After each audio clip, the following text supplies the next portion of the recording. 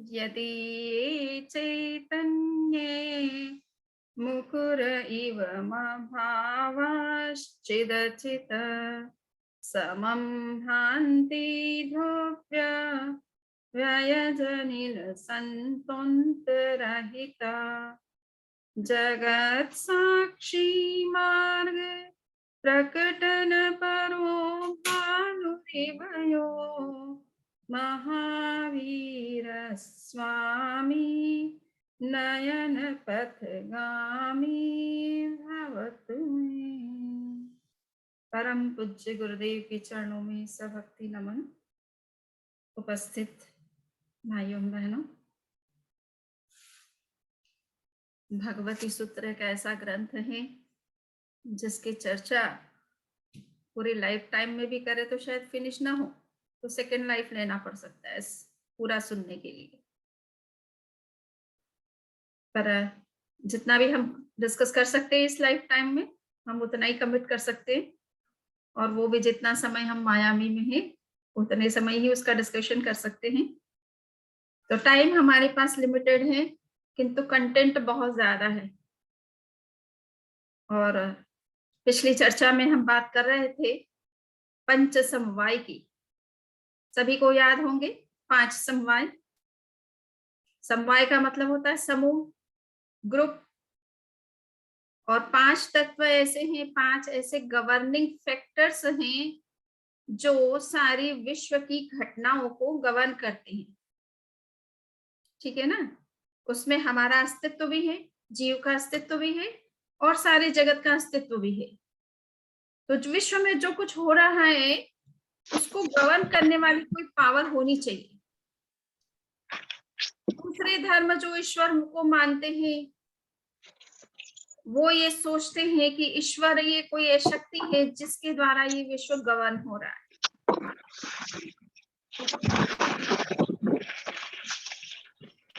ये दिनेश कौन है? प्लीज आप म्यूट कर ले अपनो।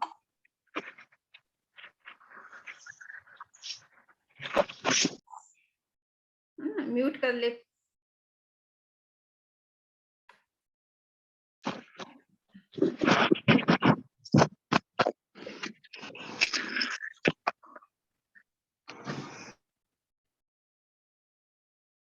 Dinesh please mute. हाँ, ओके। सो हम बात कर रहे थे कि विश्व को गवर्न करने वाली कोई चीज होनी चाहिए। तो जो लोग ईश्वर में, भगवान में विश्वास करते हैं वो ये सोचते हैं कि भगवान है जो सब कुछ गवर्न करता है। हम जो कुछ हैं वो भी भगवान की कृपा से हैं, और जो कुछ हो रहा है वो भी भगवान की कृपा से ही हो रहा है, या भगवान के करने से हो रहा है। और सारा जो न्याय है, कयामत के दिन भी जो डिसीजन होता है वो ईश्वर के द्वारा होता है। ये कुछ मान्यताएं कुछ परंपराओं की और विशेष रूप से वेस्टर्न रिलीजन्स की है। किंतु ईस्टर्न रिलीजन्स और स्पेशली जैन रिलीजन, जहां तक प्रश्न है, जैनिज्म इस तरह के सिद्धांत में विश्वास नहीं करता है। उनके अनुसार इस विश्व में कुछ प्राकृतिक नियम हैं, नेचुरल लॉज हैं जिससे चीजें गवर्न होती है, न कि कोई ईश्वरीय शक्ति है जो गवर्न करती है। ईश्वरीय शक्ति होती तो फिर वो तो पूरी दुनिया को बहुत ही अच्छा बनाती, बहुत सुखमय बनाती, जिसमें कोई तरह का दुख, कोई तरह की समस्या होती ही नहीं। तो ये सब कुछ है अगर, तो ये मानना चाहिए कि ईश्वर नहीं, कोई और शक्ति, कोई और तत्व, कोई और फैक्टर जो है इस विश्व के पीछे काम कर रहा है। सारी जितनी भी कॉस्मिक प्रोसेस है, जितना भी लाइफ है इस धरती के ऊपर या इस विश्व में, वो किसी और लॉज के द्वारा गवर्न हो रहा है। और उसको जैन धर्म में पंच समवाय के सिद्धांत के नाम से डिस्कस किया जाता है। काल, स्वभाव, कर्म, पुरुषार्थ और नियति, ये 5 तत्व हमें गवर्न करने वाले हैं। परंतु जैन धर्म में इन 5 तत्वों को इंपॉर्टेंस देने के बावजूद भी इस बात पर विशेष बल दिया गया है कि जीव अपने स्वरूप का या अपने जीवन में जो भी वो पाना चाहता है या उसके जो भी सुख दुख हैं उसके लिए वो स्वयं रिस्पॉन्सिबल है, वो स्वयं जिम्मेदार है। ठीक है ना? और वो अपने भाग्य को कैसा बनाना चाहता है, ये उसके हाथ में है। तो हम ही हैं अपने भाग्य के निर्माता। ठीक है ना? हमारा फेट कैसा है, हमारा लक कैसा होना चाहिए, ये सब कुछ हमारे हाथ में है। हम परिस्थितियों के दबाव में आकर के कुछ गलत काम भले कर ले, किंतु इसका मतलब ये नहीं है कि आपके अंदर वो पावर नहीं है कि आप अपने भाग्य को अच्छा बना सकते हैं। आपके हाथ में सब कुछ है, अपने लिए स्पेशल। दुनिया में क्या हो रहा है और दुनिया में क्या होना चाहिए, ये आपके हाथ की बात नहीं है। कहीं कुछ सीमा तक आप उसमें भी कंट्रीब्यूट कर सकते हैं, बट फिर भी बहुत सारी चीजें हमारे कंट्रोल में नहीं होती है। इसलिए उसके बारे में ज्यादा सोचने से या कुछ परेशान होने से कुछ फायदा नहीं होता है। परंतु फिर भी एक ह्यूमन माइंड है जिसमें थिंकिंग एबिलिटी है, और वो दुनिया में जो कुछ हो रहा है उसके बारे में सोचना चाहता है, समझना चाहता है, और कहीं कुछ सॉल्यूशन या कंट्रीब्यूशन कर सकता है, तो वो बहुत ही अच्छी बात है। तो हमें इतना सा देखना है कि जो आत्म पुरुषार्थवाद का सिद्धांत जैन धर्म में दिया गया है, उसमें उसका हम कितना अधिक उपयोग अपने लाइफ में कर सकते हैं आगे बढ़ने के लिए। तो भगवती सूत्र का आज का जो प्रसंग है वो पुरुषार्थवाद को लेकर के है। पुरुषार्थवाद कि जीव अपने विकास के लिए क्या पुरुषार्थ कर सकता है, और अगर वो पतन की तरफ जाता है तो उसमें भी उसका क्या रोल रहता है। इस बात को समझने के लिए भगवती सूत्र में एक प्रश्न पूछा गया है भगवान महावीर से गौतम स्वामी के द्वारा, और वो प्रश्न ये है, जीवेनम हन्ते मोहनिज्जेनम कडेनम कम्मेणम उदिन्नेनम उवट्ठाय च हन्ता उवट्ठाय च से भन्ते किम वीर्यत्ताय उवट्ठाय च अवीर्यत्ताय उवट्ठाय च गोयमा वीर्यत्ताय उवट्ठे च नो अवीर्यत्ताय उवट्ठाय च जय वीर्यत्ताय उवट्ठाय च किम बाल वीर्यत्ताय उवट्ठाय च पंडीय वीर्यत्ताय उवट्ठाय च बाल पंडीय वीर्यत्ताय उवट्ठे च गोयमा बाल वीर्यत्ताय उवट्ठाय च नो पंडीय वीर्यत्ताय उवट्ठाय च नो बाल पंडीय वीर्यत्ताय उवट्ठाय च। धर्म का एक मूल लक्ष्य जो है वो आध्यात्मिक उन्नति है, हमारा स्पिरिचुअल ग्रोथ है, हमारा इनर डेवलपमेंट है, हायर कॉन्शियसनेस, जो इनर कॉन्शियसनेस है उसका डेवलपमेंट, ये धर्म का मूल उद्देश्य है। धन पाना, संपत्ति पाना, भौतिक सुख पाना, सुविधा पाना, स्वर्ग पाना, ये कोई धर्म का मूल लक्ष्य नहीं है। किंतु हाँ, ये भी मिल जाते हैं। ये एक तरह से इसको कहते हैं, ये बायो प्रोडक्ट है। सीधा आपको साइड में ये भी सब कुछ मिल सकते हैं जब आप धर्म क्रिया में लीन होते हैं, किंतु ये आपका मूल टारगेट नहीं है। पुण्य पाना कोई आपका मूल लक्ष्य नहीं है, और किसी तरह की भौतिक सुख और सुविधाएं पाना आपके जीवन का लक्ष्य नहीं है। आपका लक्ष्य है आध्यात्मिक उन्नति करना, आंतरिक उन्नति करना, और वही रियल उन्नति है, वही स्थायी उन्नति है। उसी से जो कुछ पाना चाहते हो वो मिलेगा। किंतु अगर कोई ये सेकेंडरी गोल बना करके उस उद्देश्य से कोई क्रिया कर रहा है, तो ये कहना बहुत मुश्किल है कि उससे कितना लाभ आपको मिलता है।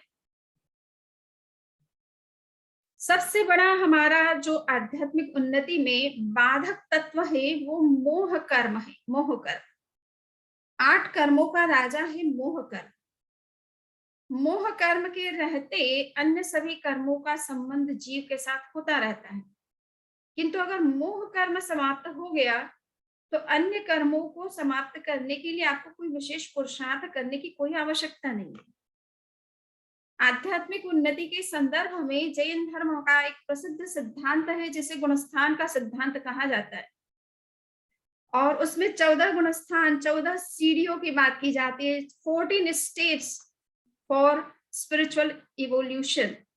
आध्यात्मिक उन्नयन के लिए, आध्यात्मिक उन्नति के लिए, आध्यात्मिक विकास के लिए आपके पास में 14 स्टेप्स हैं। आप कितने स्टेप्स पर चढ़ सकते हैं, कितने स्टेप्स कवर कर सकते हैं एक लाइफ टाइम में, उस कम से कम उतना पुरुषार्थ हमें करना ही चाहिए। तो ये जो 14 स्टेप्स बताए गए हैं, उसमें से पहले से लेकर के 12वें गुणस्थान तक आप जब विकास करते हैं, आप उन्नति के शिखर पर चढ़ने का प्रयास करते हैं, तो उसमें और कुछ नहीं है, आपको मोह कर्म का ही विलय करना मूल उसका मूल आधार बनता है। जैसे-जैसे मोह कर्म आपका हटता चला जाता है, वैसे-वैसे आप आध्यात्मिक स्पिरिचुअल दृष्टि से ग्रो करते चले जाते हैं। और मोह कर्म का रूप हम सभी जानते हैं। मोह कर्म या तो राग के रूप में हमारे अंदर काम करता है या द्वेष के रूप में काम करता है, या तो अटैचमेंट है किसी तरह का हमारे अंदर, या किसी तरह की हेट्रेट, किसी तरह का दुश्मनी या वैर भाव या कुछ नेगेटिविटीज हमारे अंदर में है। तो हम इन दो पर कैसे विजय कर सकते हैं? पदार्थ के बीच रहना, पदार्थ का उपयोग करना, ये कोई बुरी बात नहीं है, किंतु इन चीजों के प्रति जब अटैचमेंट हो जाता है तो इंसान उसके कारण से दुखी बनता है, और अटैचमेंट के कारण से ही गलत कर्म भी करता है। जितने भी मोरल एक्ट्स होते हैं, करप्शंस होते हैं, जो भी हिंसाएं ज्यादा कुछ होती है, वो सब उसके पीछे ज्यादातर कारण हमारा अटैचमेंट है। तो ये राग तत्व जो है हमारी समस्या का मूल कारण है, मूल जड़ है। तो मोह कर्म का जितना विलय होता चला जाता है, मनुष्य के अंदर राग और द्वेष तत्व की जितनी जितनी कमी होती चली जाती है, वैसे वैसे वो स्पिरिचुअल दृष्टि से आगे ग्रो करता चला जाता है। और ये ग्रोथ जो है लास्ट में 14 गुण स्थान तक पहुंचती है, और उसके बाद में आत्मा अपने शुद्ध स्वरूप में स्थित हो जाती है। तो ये शुद्ध अवस्था प्राप्त करने के लिए मोह कर्म का विलय बहुत आवश्यक है। और इसके साथ साथ में हमें ये भी समझना है कि मोह कर्म के दो रूप हैं। एक है मिथ्यात्व मोहनीय और दूसरा है चारित्र मोहनीय। मिथ्यात्व जब तक हमारे अंदर बना हुआ है, अपने स्वरूप को लेकर के, जगत के तत्वों के स्वरूप को लेकर के जब तक हमारे अंदर मिथ्या दृष्टिकोण बना हुआ है, रॉन्ग कंसेप्शन बैठे हुए हैं दिमाग के अंदर, तब तक हम सच्चाई का अनुसरण नहीं कर सकते, सत्य की दिशा में आगे नहीं बढ़ सकते हैं, न अध्यात्म की दिशा में आगे बढ़ सकते हैं।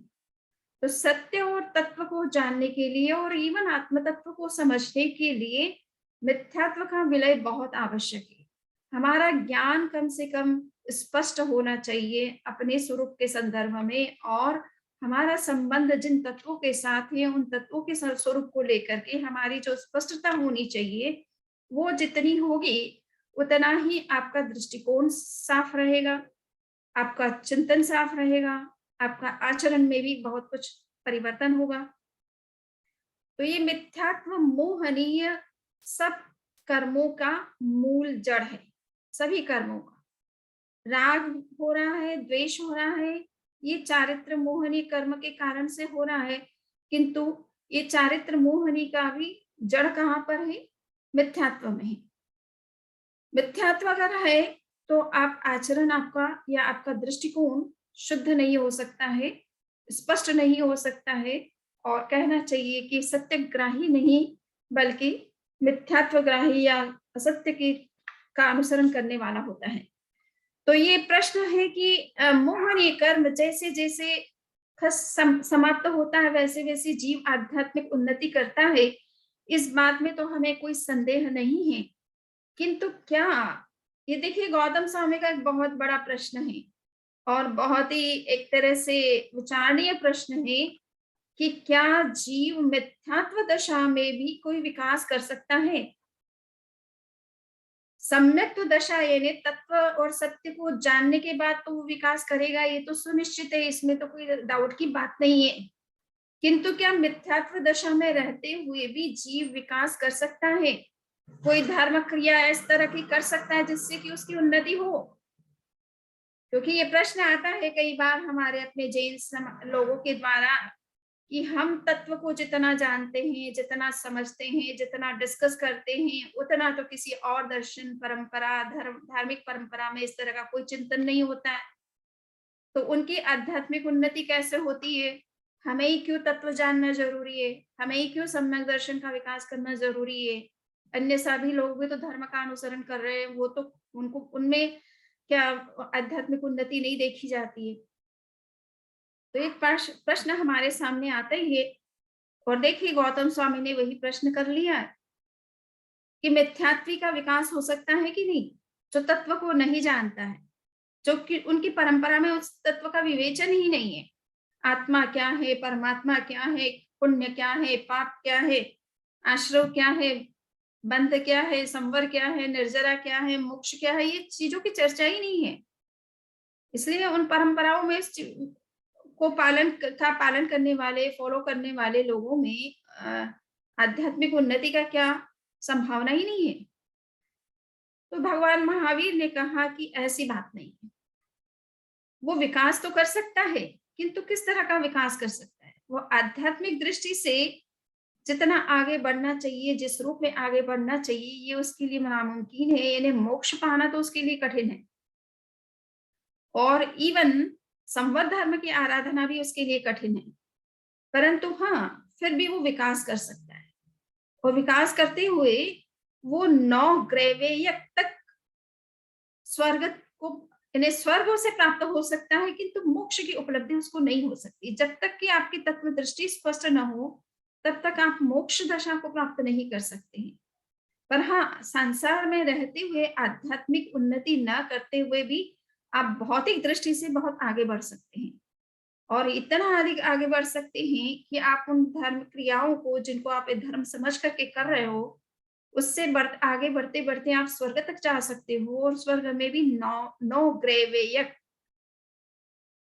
12 होते हैं वैमानिक देवलोक और उससे ऊपर होते हैं 9 ग्रैवेयक होते हैं।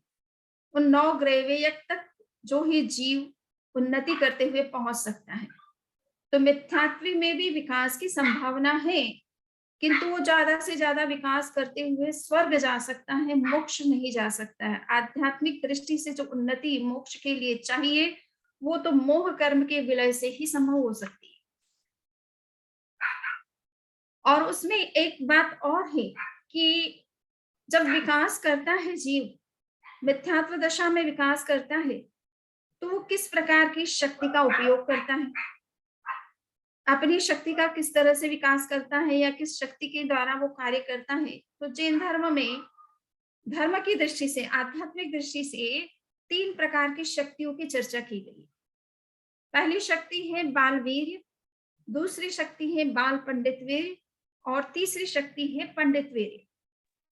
यानी जब व्यक्ति मिथ्यात्विक होता है, तब भी वो अपनी ओर से पुरुषार्थ करता है। बहुत सारे लोग अच्छा जीवन जीते हैं, अच्छा चिंतन होता है, बहुत पॉजिटिव थिंकिंग होती है, गलत कोई कर्म नहीं करते हैं, झूठ वगैरह नहीं बोलते हैं, हिंसा आदि का अभ्यास करते हैं। तो जीवन उनका बहुत अच्छा हो सकता है, किंतु अभी उन्होंने तत्व को नहीं समझा है, मोक्ष क्या चीज़ होती है, आत्म तत्व क्या है, आत्मा का उन्नति किस तरह से होती है, कौन से कर्म ऐसे होते हैं जो हमारी उन्नति में बाधक बनते हैं, किस कर्मों को डिलीट करने का क्या तरीका है, इन सभी चीज़ों के बारे में उसे पता नहीं तो मोक्ष कैसे प्राप्त करेगा? मोक्ष प्राप्ति के लिए ज़रूरी है कि आपको कर्म तत्व का ज्ञान होना चाहिए, है ना? किस तरह से कर्म से आत्मा बंधी हुई है और उसे किस तरह से मुक्त किया जाए, ये आपको जानना ज़रूरी है। तो उन्होंने कहा कि वीर्य तत्व होता है और वीर्य में भी बाल वीर्य जो होता है, वो एक तरह से मिथ्यात्वी व्यक्ति में भी शक्ति पाई जाती है। वो भी अपनी आत्मा से ही पुरुषार्थ करता है, किंतु वो पुरुषार्थ मिथ्यात्व दशा में होने के कारण से, तत्व दृष्टि उसको स्पष्ट नहीं होने से, अपने स्वरूप का सही बोध नहीं होने से, वो बाल वीर्य कहलाता है। उसका जो शक्ति है, जो उसके विकास में साधक बन रही है, उसका विकास करवा रही है, वो शक्ति बाल वीर्य के नाम से जानी जाती है। बाल का मतलब होता है अज्ञानी, मिथ्यात्वी। उस मिथ्यात्वी व्यक्ति में भी अपना पुरुषार्थ होता है, अपना प्रयत्न होता है और उस पुरुषार्थ और प्रयत्न से वो कुछ धर्म क्रिया भी करता है। जो कुछ उसे धर्म जिस तरह का बताया गया उस रूप में चाहे वो धर्म का पालन करे, किंतु वो उस धर्म क्रिया को करता है अपने ऊपर नियंत्रण रखता है, अपना जीवन जो है मोरल वैल्यूज के साथ में, एथिकल वैल्यूज के साथ में, है ना? वो अच्छी तरह से बिताने की कोशिश करता है। तो वो वैल्यूज के कारण से वो विकास करता है और उस विकास में ये उसकी शक्ति काम करती है, जिसे हम बाल वीर्य कहते हैं। दूसरा होता है बाल पंडित वीर्य। सभी साधु नहीं बन सकते हैं। मोक्ष तो पाने के लिए इच्छा सभी लोग करते होंगे, परंतु साधु बनना सबके हाथ की बात नहीं होती है। इतना कठोर नियंत्रण होना, इतना कठोर जीवन जीने का एक संकल्प होना, सभी तरह की भौतिक इच्छाओं और कामनाओं का त्याग करना, सभी तरह के भौतिक सुखों की के प्रति अनाकांक्षा का दृष्टिकोण रखना, ये हर किसी के लिए नामुमकिन है।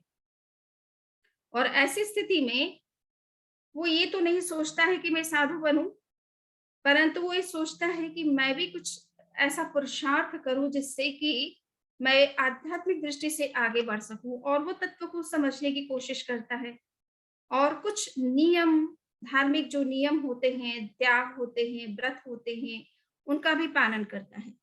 तो ऐसे व्यक्ति में एक अलग प्रकार की शक्ति का विकास होता है, जिसे कहा जाता है बाल पंडित वीर्य। यानी वो अभी पूरी तरह से त्यागी तो नहीं बना है, कुछ अंशों में त्यागी है और कुछ अंशों में नहीं भी है। सांसारिक जीवन जीता है, सांसारिक उद्देश्यों के लिए कार्य करता है, और कुछ इच्छाएं, कुछ भौतिक इच्छाएं, कामनाएं भी उसके अंदर है और जिसकी पूर्ति में वो लगा रहता है। तो ऐसा व्यक्ति का पुरुषार्थ आत्मा से भले जागृत होता हो, किंतु वो बाल पंडित वीर्य कहलाता है। वो त्यागी और अत्यागी दोनों स्थिति में होने के कारण से उसे बाल पंडित वीर्य कहा जाता है। तो बाल का मतलब यहाँ पर एक तरह से मैंने जो बताया कि मिथ्यात्वी, किंतु अपने को ये समझना है कि मिथ्यात्वी के साथ साथ में वो अत्यागी भी है, तो उसको बालवीर्य कहा जाता है। अगर उसने कुछ नियम व्रत अपने जीवन में अपना रखे, श्रावकों के 12 नियम जैसे बताए जाते हैं, 12 व्रत बताए जाते हैं, उसमें से अगर आपने किसी एक भी व्रत को लाइफ टाइम के लिए ले लिया है, तो आप बाल पंडित की कैटेगरी में आ जाते हैं, आप एक श्रावक की कैटेगरी में आ जाते हैं। धर्म का श्रवण करना, धर्म के प्रति रुचि होना, श्रद्धा होना, ये एक अनुयायी का लक्षण होता है। किंतु एक श्रावक होने का लक्षण ये है कि आपके अंदर कोई ना कोई त्याग भी होना चाहिए। जो 12 व्रत बताए हैं भगवान महावीर ने, उनमें से कोई भी एक व्रत, इतना ही एक व्रत ले ले कि मैं लाइफ टाइम, लाइफ लॉन्ग सामायिक करूंगा। अगर प्रतिदिन कर सकते हैं तो बहुत ही अच्छी बात है, किंतु कम से कम ये भी नियम ले ले कि मैं महीने के अंदर 4 सामायिक करूंगा, हर वीकेंड में करूंगा। तो भी एक प्रकार का ये लाइफ टाइम अगर नियम आपका बन गया, तो आप बाल पंडित वीर्य आपके अंदर प्रकट हो जाता है। यानी त्याग की शक्ति भी आपके अंदर जनरेट हो जाती है। एक स्पिरिचुअल जो एक पावर है जो कि त्याग से जनरेट होती है, वो आपके अंदर पैदा होती है, उसको बाल पंडित वीर्य कहते हैं। तो ये जो आप त्याग, नियम, व्रत, संवर, सामायिक इत्यादि जो भी धार्मिक अनुष्ठान करते हैं, ये एक प्रकार से बाल पंडित वीर्य के द्वारा ही संभव होता है। बाल वीर्य के द्वारा उतना एक लिमिट में होता है, बट बाल पंडित वीर्य की कैटेगरी तभी आती है जब आप कुछ त्याग, नियम, व्रत अपने अंदर स्वीकार कर लेते हैं। तो ये भी एक पुरुषार्थ है, इससे भी आप आध्यात्मिक दृष्टि से आगे बढ़ते हैं। और कहा जाता है कि श्रावक इस पुरुषार्थ के द्वारा कभी-कभी जो है इतनी ऊंची स्टेज पर पहुंच जाता है कि वो केवल ज्ञानी भी बन सकता है, मोक्ष भी जा सकता है, ठीक है ना? तीर्थंकर गोत्र का भी बंद कर सकता है। तो अपनी इस शक्ति के विकास के द्वारा वो आध्यात्मिक दृष्टि से भी बहुत आगे बढ़ सकता है और एक साधु के समकक्ष भी आ सकता है ना? साधु जो मोक्ष प्राप्त करने की साधना करता है, एक गृहस्थ जीवन में भी आप अगर त्याग, नियम, संयम से अपना जीवन व्यतीत करते हैं, जितनी जरूरत है उतना ही पदार्थ का संग्रह करते हैं और पदार्थ जो है उनके प्रति किसी तरह का मोह या अटैचमेंट नहीं रखते हैं, तो आप भी उस स्थिति में पहुंच सकते हैं जहां साधु पहुंचता है। परंतु फिर भी आपकी वो शक्ति जो आपके आध्यात्मिक उन्नयन में सहायक बन रही है, उसको बाल पंडित वीर्य के नाम से जाना जाता है।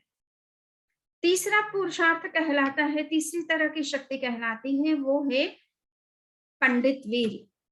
पंडित वीर्य उनमें प्रकट होता है जो पूर्ण त्यागी होते हैं, साधु बन चुके हैं। 5 महाव्रतों का, 5 समिति का, 3 गुप्ती का, जो साधु के आवश्यक 13 नियम हैं, उन नियमों का जो शुद्धता से पालन करते हैं, उनमें जो शक्ति प्रकट होती है आत्मा की, वो पंडित वीर्य कहलाती है। और उस वीर्य के द्वारा वो छठे से लेकर के 14वें गुण स्थान तक निरंतर विकास कर सकता है। तो ये वीर्य, पंडित वीर्य उस व्यक्ति में पाया जाता है जो साधु होते हैं, 5 महाव्रतधारी होते हैं, उनमें ये वीर्य, ये शक्ति आत्मा की प्रकट होती है, जिससे कि वो आध्यात्मिक उन्नति या पुरुषार्थ करता है। अब यहाँ पर जो एक प्रश्न ये है कि उन्नति के लिए ये शक्तियां हमारी सहायक बनती है, किंतु क्या हम इन्हीं शक्तियों के सहारे पतन की तरफ भी जा सकते हैं? प्रश्न है, समझ में आ रहा है ना? आध्यात्मिक उन्नति या भौतिक उन्नति में हमारी शक्तियां सहायक बनती है, किंतु क्या इन शक्तियों के माध्यम से हम कहीं अवनति की तरफ भी चले जाते हैं, अपक्रमण भी कर लेते हैं, पतन की तरफ भी चले जाते हैं? तो इस विषय में भी भगवान महावीर ने बात कही है कि जब मोह कर्म का व्यक्ति के अंदर उदय होता है, तो उस उदय की स्थिति में वो सही पुरुषार्थ करे, सही दिशा में पुरुषार्थ करे, सही आचरण करे, तो वो विकास कर सकता है। किंतु उस मोह कनीय कर्म के उदय के परिणाम स्वरूप यदि वो गलत दिशा में सोचना शुरू कर दे, गलत दिशा में पुरुषार्थ करना शुरू कर दे, तो उसका पतन भी हो सकता है। तो हमारी सोच किस तरह की है, हमारा प्रयत्न किस तरह का है, हम किस डायरेक्शन में काम कर रहे हैं, यही हमारे विकास का या हमारे पतन का आधार बनता है।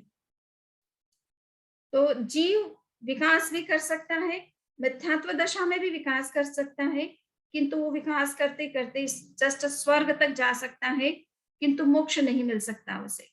और अगर उसे सम्यक प्राप्त हो गया है, तो उसका मोक्ष मार्ग प्रशस्त हो जाता है, वो मुक्ति की तरफ आगे बढ़ता रहता है। और अगर चलते चलते कहीं कहीं मोह कर्म का उदय होने लग जाता है, जो साधु बन गए हैं, जो गृहस्थ हो गए हैं, व्रत और नियम को स्वीकार कर लिया है, उनमें भी मिथ्यात्व का उदय होता रहता है।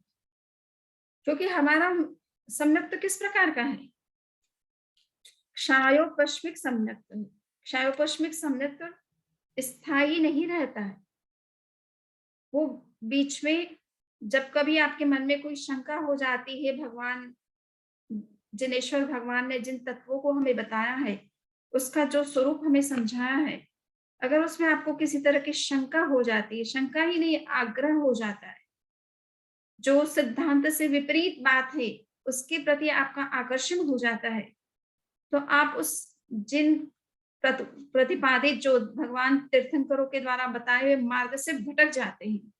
और जब भटकाव जीवन में आता है, तो पतन का रास्ता, पतन का द्वार मनुष्य के लिए, प्राणी के लिए खुल जाता है। तो जब कभी हम जिन प्ररूपित धर्म में हमारी श्रद्धा कम होने लग जाती है, हमारी रुचि कम होने लग जाती है, हम और बातों में रुचि बहुत लेते हैं, किंतु जहाँ तत्व का प्रतिपादन चल रहा है, तत्व की चर्चा चल रही है, शास्त्र का श्रवण चल रहा है, हमें उसमें रुचि नहीं रहती है। धीरे धीरे हमारा रुचि या इंटरेस्ट कम होता चला जाता है। तो अगर ऐसा कुछ होता है किसी कारण से, तो उस वजह से कोई काम हो गया, वो एक अलग बात है, कोई जरूरत हो गई, वो एक अलग बात है। किंतु अगर रुचि में या श्रद्धा में कहीं कमी होने लग जाती है, तो इसका मतलब होता है कि कहीं ना कहीं मिथ्यात्व आपके अंदर प्रवेश कर रहा है, और इसीलिए तत्व जैसा है वैसा समझने में आपका कोई इंटरेस्ट नहीं है, ना आप उसके डिस्कशन में जाना चाहते हैं, ना उसमें कोई रुचि रखते हैं, ना उसे फॉलो करना चाहते हैं। तो जब मिथ्यात्व का उदय होता है प्राणी में, तब उसका पतन होना शुरू हो जाता है। पतन का मतलब आध्यात्मिक पतन होना शुरू हो जाता है। वो जिस उच्च भूमिका में था, उससे नीचे आना शुरू हो जाता है। उसने पुरुषार्थ किया, आगे बढ़ गया, किंतु कहीं किसी कारण से कोई शंका पैदा हो गई, और शंका ही पैदा नहीं हुई, बल्कि उस गलत चिंतन, गलत जो सिद्धांत मान्यताएं हैं, उसके प्रति आपका आग्रह हो गया, तो पतन का रास्ता खुल जाता है, और जीव ऊपर जाते जाते भी नीचे चला आता है। तो ये होता है जब मिथ्यात्व का उदय होता है। साधु में भी इस तरह का होता है कि उसमें भी मिथ्यात्व का उदय हो सकता है। चलते चलते कभी कभी शंकाएं हो जाती हैं। और आप जानते हैं जैन धर्म के इतिहास में 7 प्रकार के निन्नव की चर्चा आती है। निन्नव, निन्नव का मतलब जो भगवान महावीर के सिद्धांतों में विश्वास नहीं करते थे, ठीक है ना? उनके सिद्धांत जिस रूप में उन्होंने बताए थे उस रूप में वो मानने को तैयार नहीं थे। उन उससे विपरीत ही कुछ बात वो करने शुरू करते थे, उन्होंने शुरू किया था। इसलिए उन्हें निन्नव की कैटेगरी में लिया जाता है। तो उसमें साधु भी थे। इवन भगवान महावीर के स्वयं के दामाद जिनका नाम जमाली है, वो स्वयं में शंकालु बन जाते हैं, ठीक है ना? भगवान महावीर जो कहना चाह रहे हैं उसमें उनको विश्वास नहीं है ना? और अंत तक वो उसी में रहे, इसलिए वो निन्नव की कैटेगरी में आए। तो साधु बनने के बाद भी आपके निकट के व्यक्ति होने के बावजूद भी, यानी तीर्थंकर होके स्वयं के दामाद हैं वो, है ना? भगवान महावीर के दामाद हैं। स्वयं साक्षात तीर्थंकर जिस समय उपस्थित हैं, उनका ही उपदेश श्रवण कर रहे हैं, उन्हीं से जिन्होंने दीक्षा ली है, उन्हीं से जो शास्त्र पढ़े हैं, उन्हीं को फिर शंका भी हो गई, उन्हीं की वाणी में शंका हो गई। तो ऐसी शंका की स्थिति में वो मिथ्यात्वी बन जाते हैं और मिथ्यात्व में साधु जीवन पा करके भी उनकी मुक्ति नहीं हो पाती। और कहा जाता है कि कई जन्मों तक उनको इस तरह से इस मिथ्यात्व के परिणाम स्वरूप इस संसार में जन्म और मरण करना होगा। सो ये मिथ्यात्व दशा में साधु भी जो है भटक सकता है और अपने लक्ष्य से च्युत हो सकता है, लक्ष्य से दूर हो जाता है और वापस उस रास्ते पर आना उनकी उसके लिए बहुत ईजी नहीं रहता है। तो ये विकास और ह्रास दोनों ही स्थितियां बनती रहती है। अब प्रश्न आता है कि एक मोहनीय कर्म जब जब उदय में आता है तब तब उसकी जो स्थितियां हैं वो कई तरह की है। मोहनीय कर्म का जब उदय होता है तब तो हमें मालूम है कि क्या विकास और ह्रास की क्या संभावनाएं हैं जीव के अंदर, किंतु मोहनीय कर्म का एक उपशम भी होता है। आपने कर्म की जो दशाएं सुनी थी उसमें एक उपशम दशा भी है। उपशम दशा का मतलब होता है कि कर्म अपना फल देता है एक पर्टिकुलर टाइम बीइंग में, किंतु उसका जब टाइम फल देने का होता है उससे पहले ही आप कर्म को फल देने से रोक सकते हैं। ये आपके हाथ की बात। आप अपने मोह कर्म को या किसी भी कर्म को जो उदय में आने आ रहा है, विशेष रूप से जो घाती कर्म है, वो जब उदय में आने वाला होता है तो आप पुरुषार्थ करके उस कर्म के उदय को कुछ समय के लिए रोक सकते हैं, है ना? उसको फल देने से फल नहीं देने देते हैं। ऐसी दशा का नाम उपशम कहलाता है। तो उपशम अवस्था में जीव जो है जब आता है तब भी वो आध्यात्मिक दृष्टि से निरंतर आगे बढ़ता है, किंतु उपशम अवस्था के उसका कहना चाहिए एक ड्रॉबैक है कि वो हमेशा जब कभी आती है तो उसके बाद में विकास की संभावना एक निश्चित सीमा तक रहती है, उसके बाद पतन होना शुरू हो जाता है। जिस तरह से आप अंगारा जलाते हैं, अंगारा पुराना, अभी वर्तमान का समय तो यहाँ पर तो चलो गैस ही यूज में होती है आती है, किंतु इंडिया में आज भी जो है चूल्हे जलते हैं, अग्नि या अंगीठी जलाई जाती है और उसमें जब अंगारे जलते हैं और आपका काम जब फिनिश हो जाता है तो उसके बाद में आप उस अंगीठी को ऐसे ही रख छोड़ देते हैं। कुछ समय के बाद जब उसको देखते हैं तो उस पर जो भी कोल्स होते हैं, कोयले होते हैं, अंगारे होते हैं, उनपे ऐसा लगता है कि जैसे राख आ गई है। इसका मतलब है कि अंगारा पूरी तरह से बुझ गया है, खत्म हो चुका है। और आप जब उसे हिलाते हैं तो आप देखते हैं कि वो राख हट जाती है और अंदर से अंगारा जलता हुआ दिखाई देता है, ठीक है ना? तो इसकी माफिक होती है उपशम दशा। यानी अंदर में कर्म तो पड़ा हुआ है, बाहर में बहुत शांत अवस्था नजर आती है आपको कि व्यक्ति में बिल्कुल क्रोध नहीं है, बिल्कुल अहंकार नहीं है, माया नहीं है, झूठ नहीं है। तो इस तरह की चीजें आपको व्यक्ति बहुत धार्मिक नजर आता है, किंतु जब जैसे ही परिस्थिति सामने कुछ प्रतिकूल आती है कि वापस उनका क्रोध उत्तेजित हो जाता है, उत्तेजना में वो आ जाते हैं।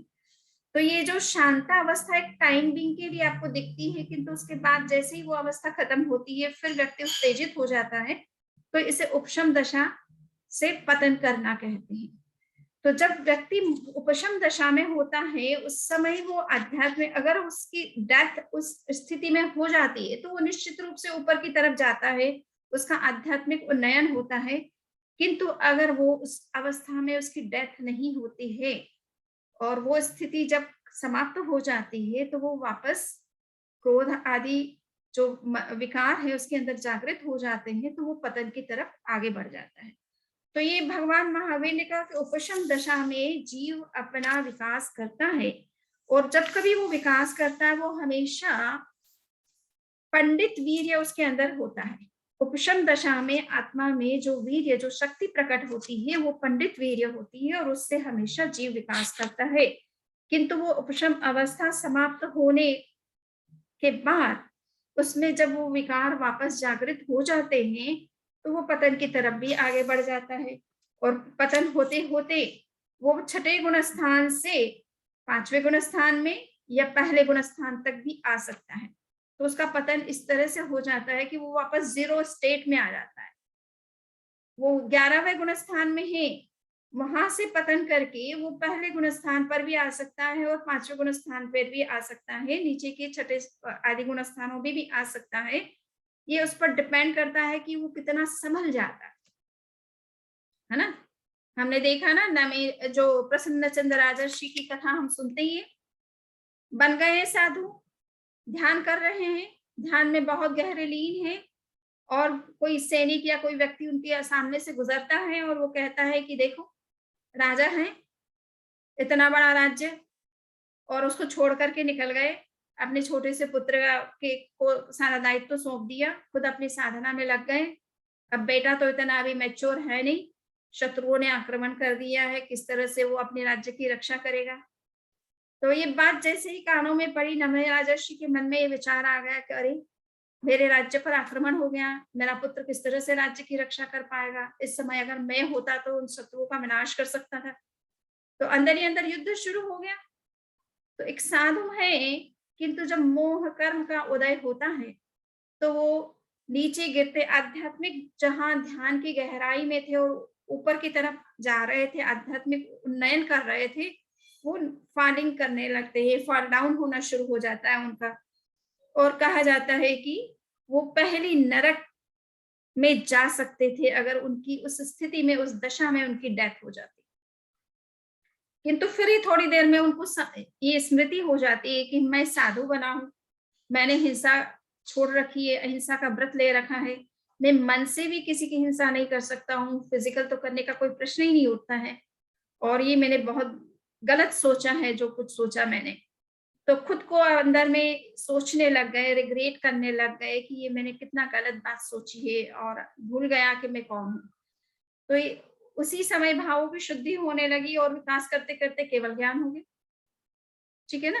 तो भावों की श्रेणी, जब जब कभी मिथ्यात्व का उदय होता है, मोह कर्म का उदय होता है, राग तत्व जागृत होता है, द्वेष तत्व जागृत होता है, तो व्यक्ति उच्च भूमिका से नीचे आ सकता है, और नीचे की भूमिका से अगर इनका उपशम कर दिया जाता है, इनका नियंत्रण कर लिया जाता है, तो वो निम्न दशा से उच्च दशा में भी चला जाता है। तो ये बहुत ही अच्छा एक प्रकरण भगवान महावीर के सामने आया, और उन्होंने उसका जवाब दिया है कि कर्म का उदय और उपशम चलता रहता है, और मनुष्य को जागरूक होने की जरूरत है कि वो जब कभी आध्यात्मिक उन्नति की बात सोचे, तो उसे निरंतर जागरूक रहना भी बहुत जरूरी है। हम संकल्प बहुत बार कर लेते हैं, किंतु फिर भूल जाते हैं। संकल्प कर लेते हैं, किंतु अपने आवेशों पर नियंत्रण नहीं कर पाते हैं। तो नियंत्रण करने के लिए जस्ट संकल्प करना या प्रवचन सुनना भी पर्याप्त नहीं होता है, उसके लिए कुछ प्रयोग भी करने पड़ते हैं, और उन प्रयोगों से ही कषाय जो है वो शांत रहता है। तो उन प्रयोगों को करने से अपने आप हमारी कषाय शुद्धि होती रहती है, और जब कषाय शुद्ध होता है, तो हम जो नियंत्रण अपने अंदर चाहते हैं वो होता है, और उससे जो विकास होता है स्थायी, वो वास्तव में विकास कहलाता है, उसे आध्यात्मिक विकास कहते हैं। तो आज के दिन हमने इस विषय में चर्चा की है कि मनुष्य मिथ्यात्व दशा में भी सही पुरुषार्थ करे तो वो बहुत आगे बढ़ सकता है। भौतिक दृष्टि से ही आगे बढ़े, आध्यात्मिक दृष्टि से भी कुछ अंशों में आगे बढ़ने का वो प्रयास कर सकता है। और परंतु हाँ, मोक्ष की जो प्राप्ति है वो मिथ्यात्व दशा में प्राणी को कभी नहीं हो सकती है। उसके लिए उसे सम्यक्त्व का विकास करना ज़रूरी है, तत्वदृष्टि उसकी स्पष्ट होनी ज़रूरी है, अपने स्वरूप के बारे में उसको सही-सही ज्ञान और उसके लिए श्रद्धा और रुचि होना उसका बहुत आवश्यक है। तो ये इन विचारों के साथ में आज के इस वक्तव्य को संपन्न करते हैं। किसी के कोई प्रश्न है तो कर सकते हैं। 2-1 मिनट है अपने पास में। वो तो समय संपन्न हो गया है, बट किसी के कोई प्रश्न है तो कर सकते हैं।